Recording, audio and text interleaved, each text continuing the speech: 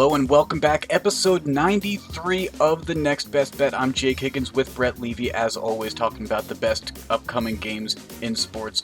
Quick hindsight with Higgins, Brett, as we look at how we did in episode 92.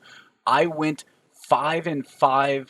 You went 3-6, but it wasn't quite as bad as it really looked. Yeah, I mean, first of all, what a weekend I had. Shout out Cameron Smith. That was one of the most fun sports weekends I've had, Higgins. I enjoyed that ride. All three of my golfers finished in the top 10. Can't really be too upset about that. Enjoyed a great Masters. And, when your guy comes in second and the winner is the all time lowest score in Masters history, you just tip your cap and you say, wow, I got to watch history this weekend. Not too bad. Absolutely. I went a perfect 4-0 on my college football picks. Didn't really hit either of my golf picks, although Jordan Spieth was close to missing that cut after his Friday second round. And then NFL, I did okay. Did okay. My Thursday picks were completely off, but on Sunday I did okay. Quick beginner's boulevard that we're going to talk about before we get into our upcoming picks for this week.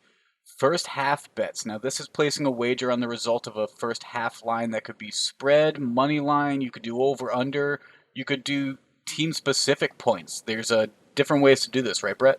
Yeah, lots of ways to do it, and just a way for you to get more action on a game. You could even double up and do, first half leader and game winner or something like that. So, lots of different ways to bet, but a first half bet is a fun way to play some extra action on a game. Now, is this something that you might be looking at for the NFL tomorrow when we have an NFC North matchup between the Minnesota Vikings and the Chicago Bears? Who knows what that first half could bring, but it's going to be contentious. It's gonna be fun when these two teams get together. This one's outside in Chicago, so I don't know. I'm hoping for some cold November weather in Chicago, Higgins. Yeah, right now the weather looks like it's forecasted to be around 50 degrees, partly cloudy. Who knows what that wind's going to be like? We saw that effect some games on Sunday. So I do have one pick for this game, though, Brett. I'm going to take the Vikings -3. Now, their offense has just been a bit more productive on the season than the Bears have. Minnesota is averaging 27 points per game, whereas Chicago's averaging under 20 at 19.8. So I think Minnesota might be able to squeeze one more touchdown instead of a field goal in at some point. However, that Bears defense, and especially that front line, if they start wreaking havoc early, it could be a long night for Kirk Cousins in that offense. Yeah, I guess what scared me off of this game is the Bears' run defense. Because if it becomes Kirk Cousins having to beat the Bears, I'm not sure I want to be on that bet. But Minnesota's been playing really well right now, Higgins, like you said, and Chicago really hasn't been playing so great. So I get why you picked Minnesota for sure. Yeah, we'll see how that game goes. Like I said, it's a division rivalry game, so those can always go any which way, which we saw the Giants pull out their first win against the Eagles since 2016. So that's always a nice little tidbit of a Giants fan talking about the Giants real quick when I can throw that. Well, Higgins, they just don't lose when they're dogs, and I should have known better. I even said I'm gonna buck the trend here, and I put an L up on the board. You just gotta stick with the trends, Brett. Stick with the trends. Stick with what works. Yeah, you had said the train was going to stop there, and for all intents and purposes, it looked like it should, as the Eagles have owned the Giants in both games for the past few years. But Giants buck that trend for first year Joe Judge. That's a big win. And that's how we're going to finish up our NFL picks. And we're going to give you our college football picks as well. But make sure to stick around for this entire episode because we're also going to talk about the NBA draft a little bit later, which is coming up on Wednesday. First off, Brett, this is as of Sunday night. We already have some college football games canceled because of coronavirus. Yeah, Arizona State at Colorado. Arizona State will miss their second game in a row. UAB at UTEP. That game has also already been postponed. And we got one on Tuesday night canceled in the MAC. Our first game canceled in the MAC, Higgins. Ohio versus Miami, Ohio. That's a bummer. That's a rivalry game for those schools, but we do have 5 games at least in play still. Yes, we'll have two on Tuesday, three on Wednesday now. I have a pick for each day. One's going to be on the Kent State game, which is a 23.5 point line. I'm going to take Kent State here, and it's really just because Kent State is much better than Akron, who is the typical bottom feeder in the MAC. Kent State has a 2-0 start. They've scored 62 points against Bowling Green last game, and they scored 27 points in their home opener against a tough Eastern Michigan team. I see them running over Akron. The over-unders at 59.5. I'd stay away from that because I really don't know how much Akron can score. Yeah, Akron is definitely at the bottom of this conference. Kent State much closer to the top. I think 23.5 at home is fair for Kent State to try and cover. The other game, Buffalo Bowling Green. Buffalo travels to Bowling Green and they lay 31.5. I know Buffalo's a good team, but I'm not willing to lay 31.5 on the road. Would be much more comfortable like you taking 23.5 at home. But you made the good pick, Higgins, so I'll stay off it and save the pillars for you.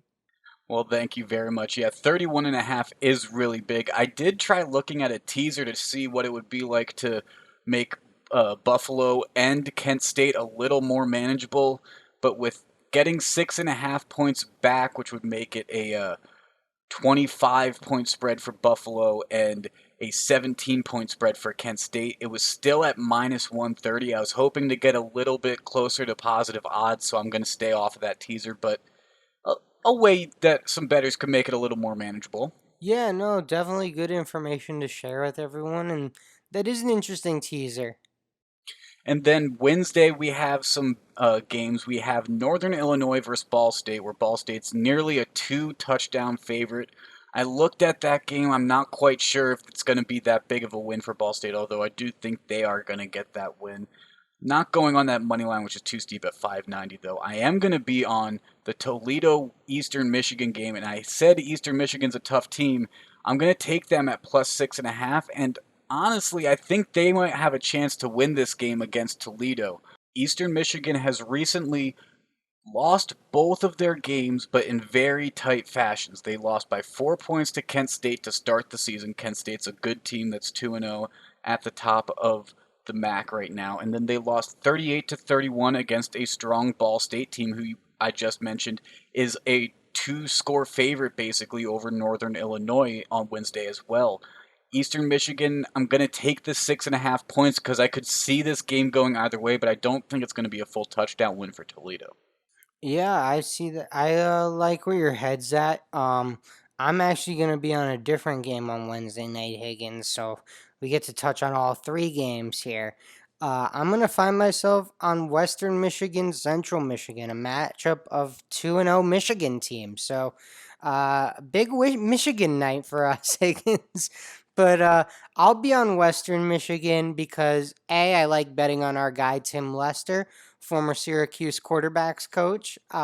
So Okay. I like supporting him. But B, Western Michigan, if they don't have the best offense in the MAC, they're the second best offense, right up there with Kent State. So I'd also recommend looking at the over under 61.5 here. I am not going to find myself on it as we're recording this, but as we get to Wednesday night, I may find myself on that over 61.5 because both these teams can put up points. They're both 2-0. This is going to be a competitive game, a rivalry game, and I look forward to watching it. Some very solid points. Maybe I'll find myself on that over under as well, as you mentioned that. We'll see though. I'll have some money on Wednesday also on the NBA draft, so I'm not quite sure how many of those Wednesday football games I want to be getting on. But before we get to those NBA draft picks, let's talk about this moneyline magic. And if you watched some Sunday football, then you should know what game we're going to talk about. The Cardinals 32 to 30 win over the Bills. Now, it was almost a moneyline magic on two separate occasions because Josh Allen found Stefan Diggs for a 21-yard touchdown catch to take the lead by 4 points with just 34 seconds left, Brett. But then what does Kyler Murray go and do? Yeah, I mean, Josh Allen threw a dime, and Kyler Murray was able to get his guys back down in scoring position. They end up going for one last heave to the end zone, makes a guy miss in the backfield, chucks it up, and DeAndre Hopkins in like triple coverage comes down with the football, Higgins. It was incredible.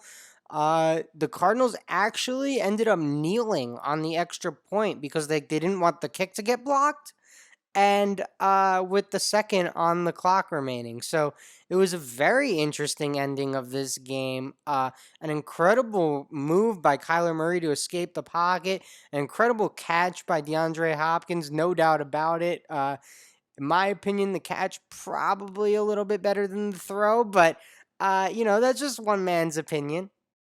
You got to get the ball there to your point where you were playing the quarterback side with the Daniel Jones to Golden Tate throw a couple episodes ago. You got to get the ball there first off. Yeah.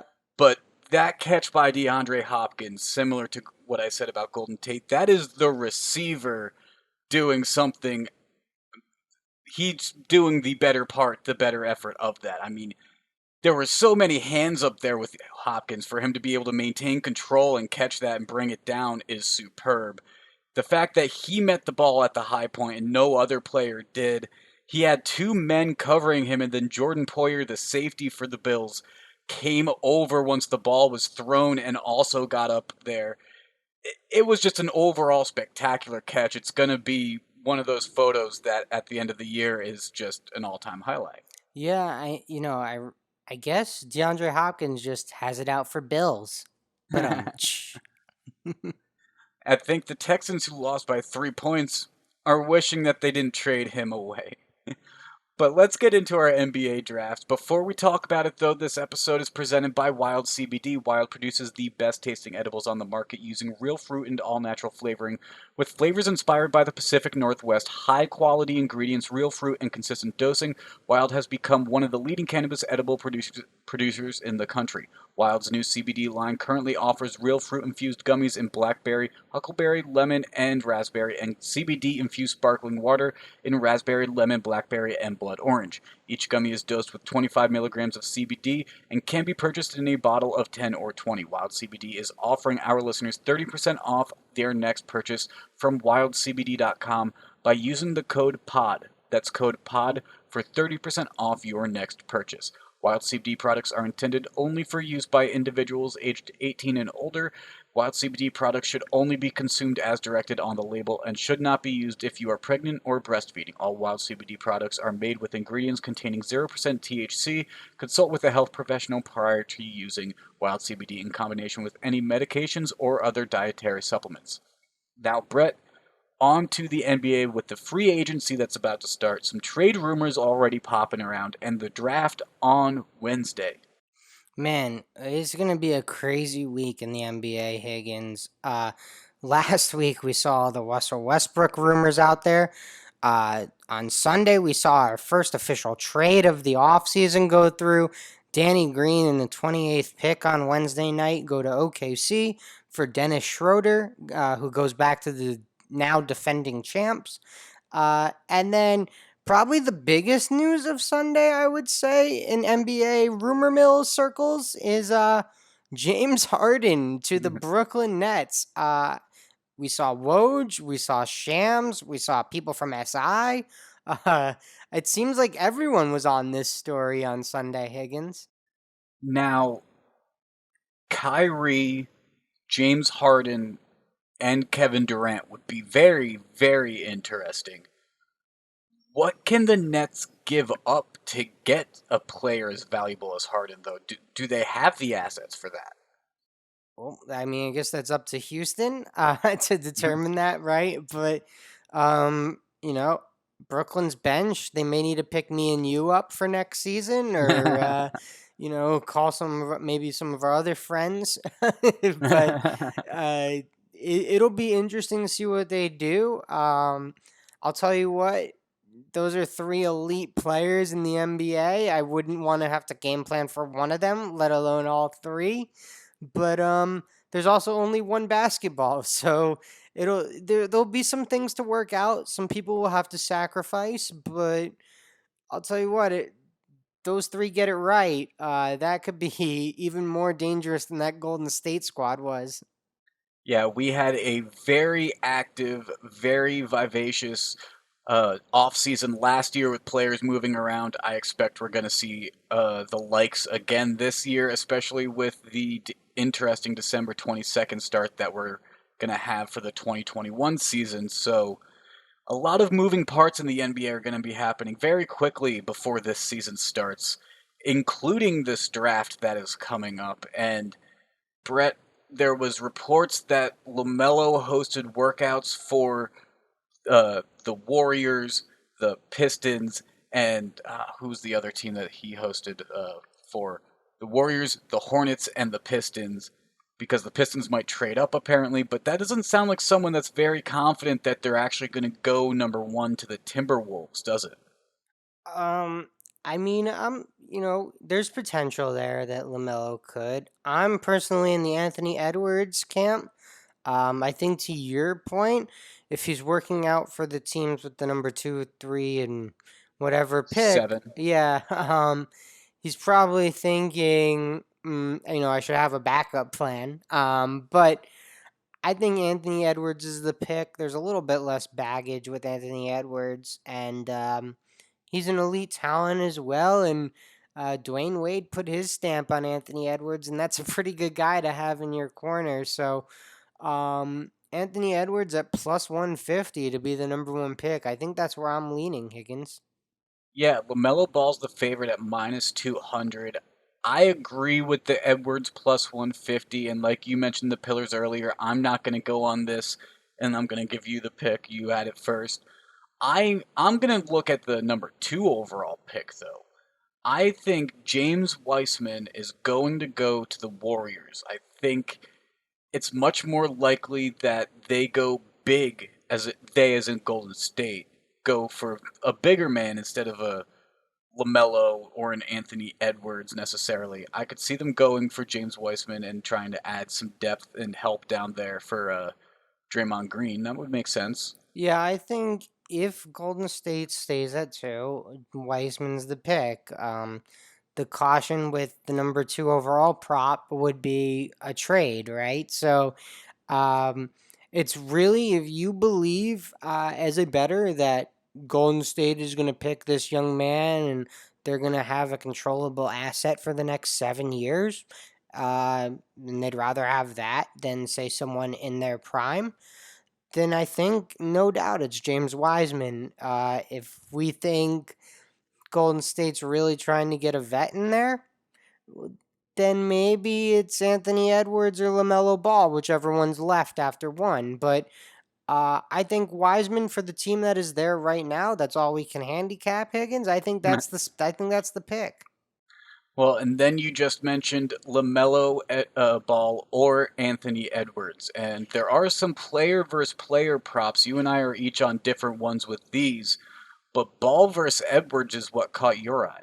Yeah, well, I mentioned I thought Anthony Edwards is going number one overall, so I think he's going ahead of LaMelo Ball, and I get plus 162 odds on that. Now, I just want to throw it out there that I'm not going to place these bets until Wednesday at about 6:30 ish, about an hour before the draft. And that's because we see how fast the news moves in the NBA, Higgins, and something could change on Wednesday morning. But right now, with the information we have, there's nothing really telling me that LaMelo Ball is the lock to be the number one pick. And the guy at the end of March Madness, or I guess at the beginning of March Madness, because it never started, who was going to be the number one pick was Anthony Edwards. Yeah, I like that. I seem to agree that I think Edwards is going to go number one. And while you were talking, I did the math, and it checks out that Anthony Edwards going number one overall would also make him be drafted before LaMelo Ball. So you were right with that statement. I'm looking a little farther down in terms of some of these prospects, and we've talked a lot about Obi Toppin coming out of Dayton, and we've also talked a lot about Denny Avija coming out of Israel, who has been a international scout or talent that a lot of scouts have had their eye on. There is a player prop for the two of them, and Obi Toppin at plus 172 sounds really good to me because if you look at the order, and like you said earlier, we can only handicap for what the order currently is. So let's say the top five stay the top five of Minnesota, Golden State, Charlotte, Chicago, and then Cleveland. You have Anthony Edwards go one, James Wiseman go two potentially. Then maybe LaMelo Ball go to the Hornets at three. I could see Obi Toppin going to Chicago and adding another presence like that to the Bulls and giving them a kind of big man presence that would help them in the East. So I'm going to take Obi Toppin plus 172 gets drafted before Denny Avija. Yeah, I think it's definitely within the realm of possibilities. Obi Toppin was the player of the year in college basketball this past year. No one was better than him in college basketball. Denny Avija, probably the best international prospect. So this is a really fun bet. I like it a lot, and I think it's definitely fair to believe that Ovi Toppin is the pick at 4. And he has a lot of talent, and like you said, there's a lot of trades that can happen, and who knows? Interest starts brewing, someone trades up for someone, it shakes everything up, and then who knows what these props end up looking like at the end of the day. Right, exactly. Some other props that caught my interest, Higgins, were these conference first round pick props. Now we talked about them a little bit with the NFL, but there were two conferences in specific that stuck out for basketball for me, and the first one's the Big 12. The Big 12, probably most notable team, I would guess everyone would say Kansas, right? Although maybe over the last 2 seasons, it's been Texas Tech. So, interesting there in the Big 12. But right now, the over under is 2.5 first round picks out of the Big 12. Over plus 172, under minus 220. Higgins, personally, I think there's three first round picks out of the Big 12 in my first round. And, that would be over 2.5. So at plus 172 odds, I'll take that all day for a draft. Yeah, that makes sense to me. I'm going to stay away from the conference ones because I'm not really sure how some of those are going to break down. There could be some, and especially since we didn't have March Madness, and it's going to be a lot off of conference play, it could be very interesting to see what conferences caught the most attention by NBA scouts last year as being the most competitive. And you could see probably more players getting drafted out of there because of that. I'm actually looking at the an interesting prop of how many freshmen are going to be drafted in the top 10. The over under is sitting at 4.5 right now. It just seems too high with the international players that we've talked about. LaMelo Ball counts as an international player because he was playing in New Zealand. So would someone like R.J. Hampton and things of that nature. So Denny Avija, international player. So 4.5 freshmen. I don't see it really happening. So minus 215. It's a safe pick, and I'm going to go with the under. All right. And then I'm going to be back with the Big Ten over under for first round picks. And so the over under for Big Ten first round picks is 1.5. And there could be three in the first round out of the Big Ten as well.